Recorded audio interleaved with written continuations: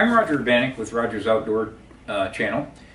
Today we're going to go for a drive, and we're going to do a virtual drive through the state. I'm going to start near the Seattle area, and we're going to head east and primarily cover the north, the central and south part of the state, and maybe loop around, and come back to Seattle a different direction from the Portland area. So I'm going to hit some of the highlights that I've really enjoyed over the years of doing this drive. I've driven it many times, but we try to stop along the way, really enjoy the trip. I'm going to give you the highlights, but rather than try to memorize what I'm saying about, talking about on the trip, I've attached there's a link to my video that will have all of the individual sites that I've seen on the route that I'm describing today are going to be there, so that you can kind of say, okay, yeah, we'll skip that one, but I want to see this, and just kind of pick and choose what you want to see, how much time that you want to spend on the trip, and take your time driving. I mean, just don't rush yourself. Try to see stuff and do things that are fun to you. I mean, make this in the old days I used to just, where am I going? Okay, let's jump in the car and get there,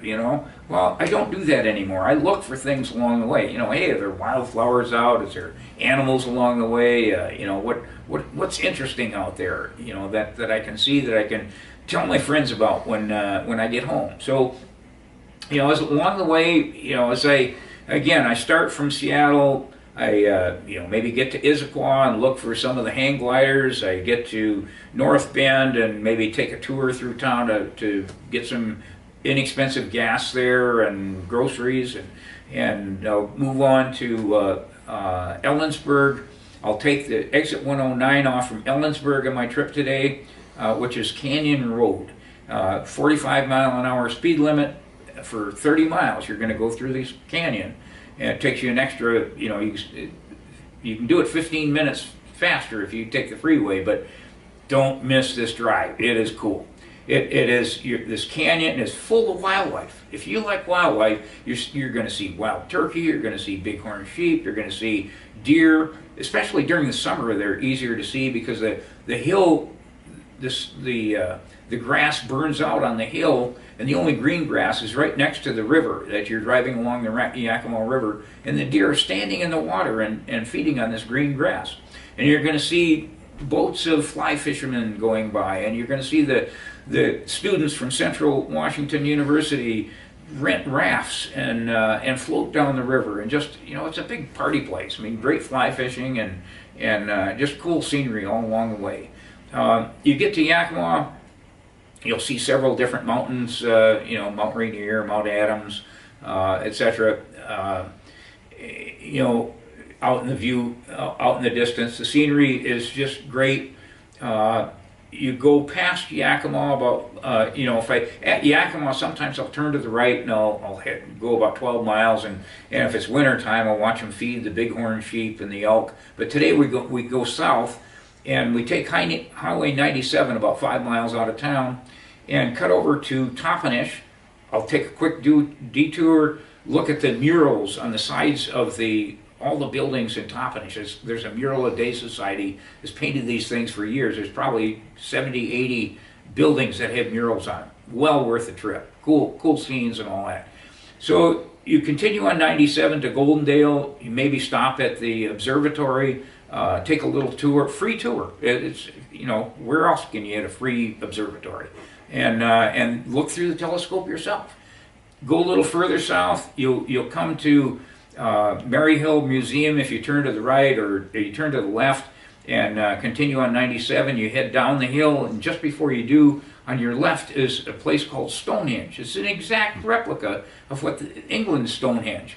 And a guy by the name of Sam Hill built this thing to honor the World War I veterans. Free tour, you can't beat the price, take it. Go down the hill, get to Maryhill State Park. You'll see, if you pull in there on the left, you'll see the first stretch of pavement that was built in the United States. Samuel, of course, put it in. You know, he's done everything in that area. Instead of going across the bridge at this point, we like to take a right-hand turn, go for about 15 miles. You'll come to a place called Horse Thief State Park. The Native American tribes asked the Corps of Engineers to save the history that they have in pictographs and petroglyphs there, and to excavate them and bring the rocks up to the state park, and you'll see some really cool artwork there, worth a stop. At this point, the trip's getting a little bit long for one-day trips. We usually kind of pull over, stop at a place maybe but the Dalles, Oregon. There's another bridge to cross. Stop there. No sales tax in Oregon. Food's great. Room's inexpensive.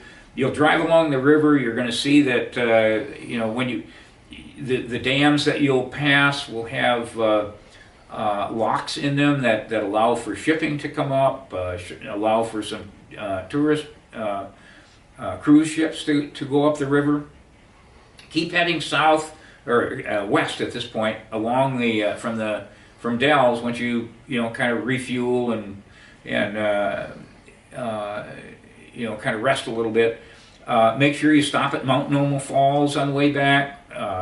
It's really one of the most scenic waterfalls around. It's about halfway before you get to Portland. And then cut off on I-5, start heading home. You're almost there.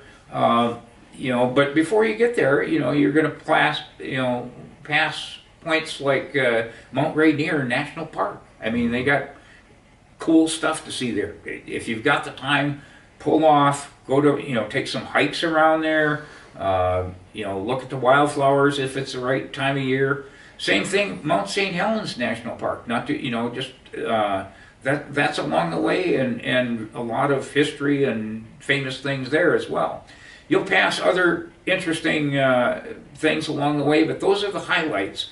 Pick some of those highlights, put them in your trip, plan your trip. Don't drive for more than maybe 3 hours at a time. Get out, stretch your legs, see some of these places that I'm talking about. Look at the detailed notes that I have to give you some ideas of where to stop.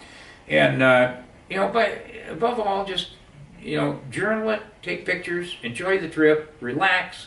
If you like this, the format that I have these trips, please give us some feedback.